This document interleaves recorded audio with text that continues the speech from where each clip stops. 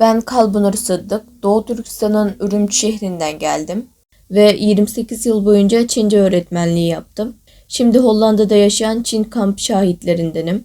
2022 14 Eylül Dünya Uygur Kurultayı'nın gerçekleştirdiği toplantıya Kurultayın Başkanı Dolkun İsa, Zümretay Hanım ve ben üçümüz toplantıya katıldık. Çin'den 3 vekil ve 40'tan fazla devletin vekilleri katıldı. Bu toplantıda ben Çin'in kamplarındaki zulümleri anlattım. Zümretay tercümanlık yaptı. Çin'in 3 vekili de verdiğim şahitliği yalanladı ve hatta terörist olduğumuzu söyledi. Bu seferki 2023 14 Şubat'tan 16 Şubat'a kadar olan toplantıda yine Dünya Uygur Kurultayı'nın gerçekleştirmesi ve Avrupa'daki bazı Uygur teşkilatlarının hembirliğiyle Şincan polis dosyalarının fotoğraf sergisi ve protesto yapıldı. Dolkun İsa, Zümretay ve ben toplantıya katıldık.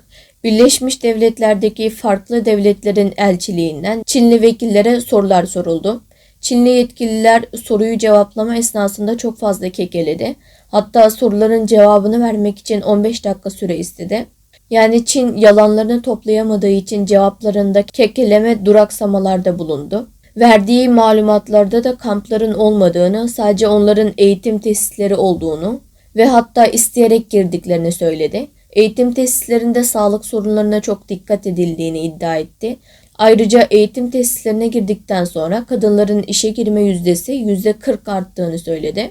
Yine Uygur kızlarını eğer Çinli ile evlenirse güvenli yaşayacağını, ailedekilerinin kamplara gitmeyeceğini ya da kamptan çıkarılacaklarını söyleyerek tehdit etmeyip Çinlilerle mecburi evlilik yapmadığını, kendi istekleriyle evlendiğine dair atıp tuttu. Ama zaten oradaki vekillerin hepsi bunun farkında. Dini inanç özgürlüğü kanunu olduğunu ve bunun için ortam hazırladıklarını, mescitler kurduklarını, dini inançlarını koruma altına aldıklarını söyledi. Tibet ve Hong Kong meselelerinde konuştu.